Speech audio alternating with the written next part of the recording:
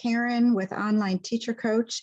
And if you watched my last video, you would learn that I am just really bothered by the amount of teacher burnout and the amount of kids that are behind. And I'm doing my doctoral program on just this. And so I decided to just take a few of the activities that I used to do in the French classrooms when I taught to sort of help anybody out there. And this can be used in almost anything, but this was something that I used in my French classes. It's basically uses a simple deck of 3x5 cards, not a variety, not a 4 or 5 packs. I mean, I can remember my children coming home with like a million of them. They were all over the living room and the dogs were chewing them and everything else. But this only uses one simple pack for the entire year. And I'm going to tell you all about it. So here we go. So first of all, my PowerPoint won't go. All right. So first, before we start and I tell you how to do this activity, let's just talk about the pedagogical background. Like why is this activity important, especially in a foreign language class? So first of all, the students are writing the target language. So whether you teach French or Spanish or Russian or Japanese or whatever language or English, the students are writing it out. I remember way back when I used to think to myself, why am I making the kids write this out when I can just give them a handout? That's true, but it doesn't make them write it, right? So this requires students to write in the target language. Also, this involves active recall. And if you've never heard of active recall before, it's basically a method of remembering where you test yourself after learning the information. So it forces you to retrieve info and consolidate it into your long-term memory. It also gives the students some time to self-reflect, which is one of those 21st century skills that are important. It also builds on what's called timed or spaced review. So timed or spaced review just means every certain interval of time, you bring back previous knowledge, right? It's like that spiral that we have in education. So how do we do it? All right, so this is easy. And in the beginning, it does take some time to think about how to do it. But step one is that students buy one set, hopefully lined, flashcards for the year. Now at first they're going to be like, this is going to last us the whole year. We're just going to write like what, 20 cards. Just tell them, you'll see, buy one set for the year. Then you're going to explain the directions. So first, at the very bottom of my picture, you can see that students are going to number each line on both sides of the card. So you can see 1, 2, 3, 4, right? And each of those numbers is like a unit. So unit 1, unit 2, unit 3, etc. And you'll see how it works in just a moment. So each line represents a unit or a topic, like food, so foreign language, because I'm a French teacher. So food or sports or weather. So each one of those represents a different unit. So all 1 is going to be food, all 2 is going to be, etc. So pretend, for example, that I'm just starting out the year and I have a unit on food. We'll just pretend. So students are going to take the first card and they're going to write the first word in French. So le fromage means cheese, but they're not going to write anything else under that because unit 2, 3, and 4 are something different. Then they're going to flip it over and they're going to write a number 1 and then they're going to write cheese. So now number 1 says fromage or cheese in French on one side, and on the other, it will give the English definition. Perhaps unit 2 is all about clothing. So we finished unit 1, they did the test, all is good, we're going on to unit 2. And so you might have to explain the directions again because they're kids, they forget, right? I forget. So secondly, all right, now I say we're in unit 2 and this is clothing. So we're going to use our flashcards and I'm going to have you write down the first word in the unit, which happens to be la robe, which is a dress in French. So number 2, they don't write on line 1 because that was food. Line 2 is la robe in French on one side or whatever you're teaching, and then flip it over and they're going to write dress and then they're going to continue to the next card, etc. Pretend that the third unit is, I don't know, leisure time activities. So we've done unit 1, done. Unit 2, done. Unit 3 is leisure time activities. So they have music. So they have music in this case, right? So they write la musique and 3, they turn it over, find the number 3 on the other side and write music. Put that card aside. The next card, they're going to write something else. And then maybe colors, etc. So at the end, they're going to have a card that has one word from the first unit, one word from the second unit. This is on both sides, right? French or Spanish or whatever on one side, and then the other on the other side, etc. So each card only gets one term or phrase for that unit. This might feel awkward in the beginning. The students are like, what in the heck are we going to do with these? Just ask them to continue, continue working. I usually put a little bit of quiet music in the background as they're, doing their work, etc. And they're not going to do this all at once, right? You're going to go unit by unit. So I'm teaching food right now. So I'm going to have all cards with number 1s, right? All right. Tell them, don't worry. This is not going to be a garbage dump. They are not going to go home and plaster flashcards all over their bedroom so their dogs can chew it and their mom can get mad. Don't worry. It's 1 set per year. Each card will have multiple units on them. You can see a picture of ones that I made here. These are just demo cards that I did when I was teaching in brick and mortar, when I taught French for 15 years in brick and mortar. The students would have a big pile at the end, right?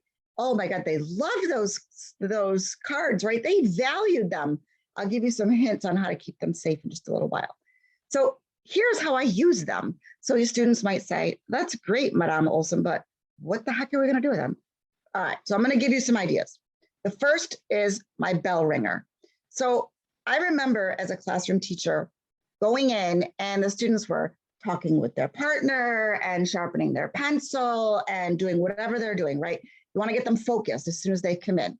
So I trained the students that at the beginning of every class, they go over to our box. We had a little box or something, a file cabinet in the room, and get your flashcards.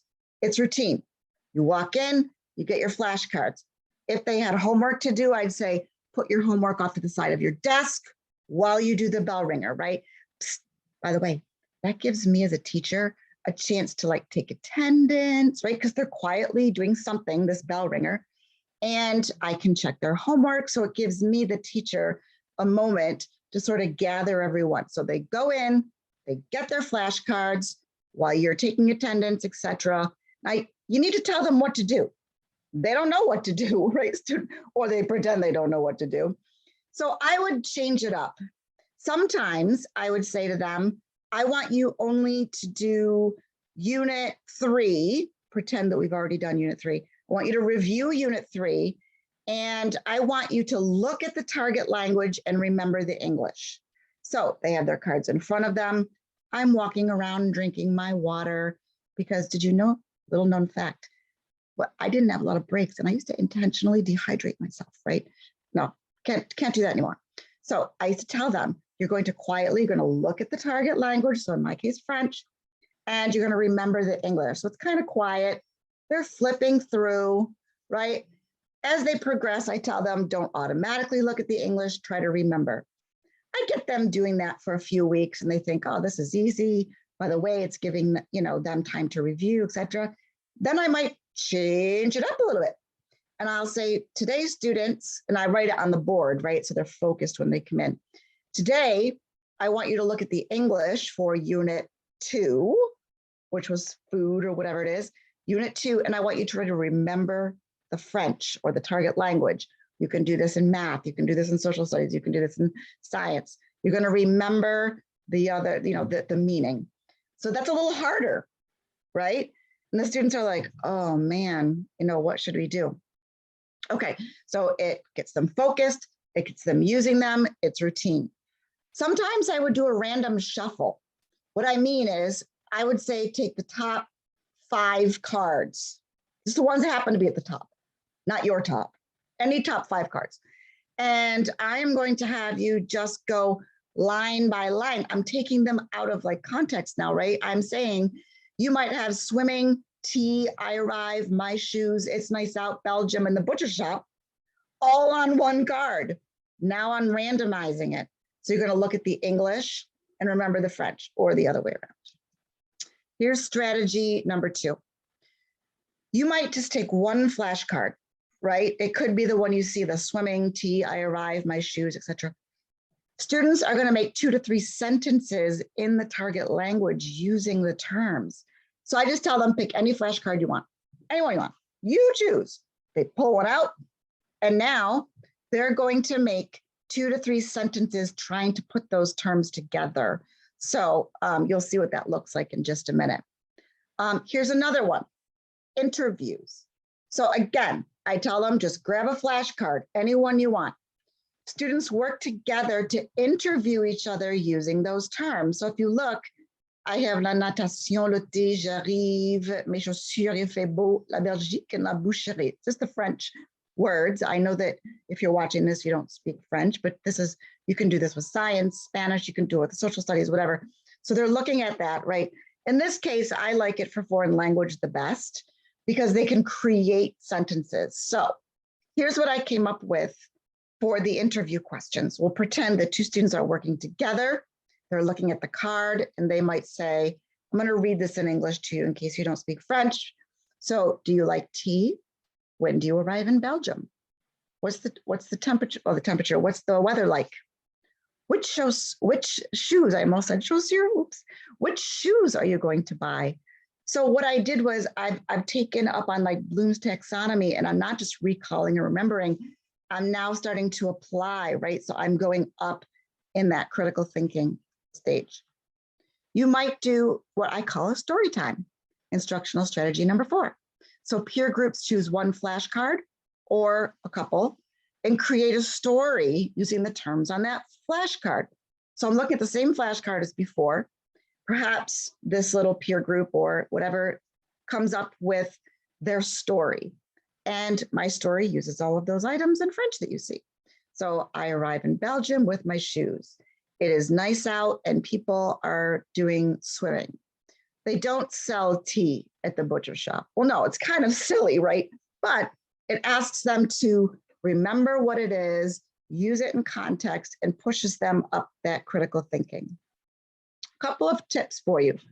First of all, I would strongly encourage, if you do this as a year-long project, which is what I did, that students keep the flashcards in the classroom.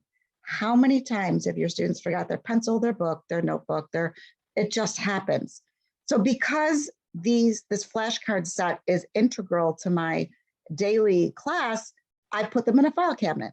And again, I just simply train them. You come in, get your flashcards, have a seat, put your homework to the side, and you're going to start your review.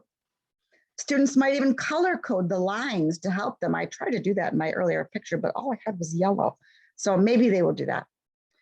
They might want to use a rubber band or a ring to keep them organized and safe. And at the end of the year, collect them for use for the following year. My students thought it was kind of a dumb activity in the beginning. By the end, they wanted me to promise I would lock my file cabinet over the summer. They knew they had put in so much time and used them, and they really honored their work and wanted to protect them. So collect them at the end of the year. If you like this video, you might want to subscribe. You can also get some free teaching resources on my website. Be looking out for my blog because I'm going to be giving all kinds of advice for this. And if you're a teacher, please take care of yourself. Please don't dehydrate yourself like I did because I didn't want to leave my classroom. There are ways, and I'm here to help you out. Thank you so much. Can't wait to see you next time. Bye-bye.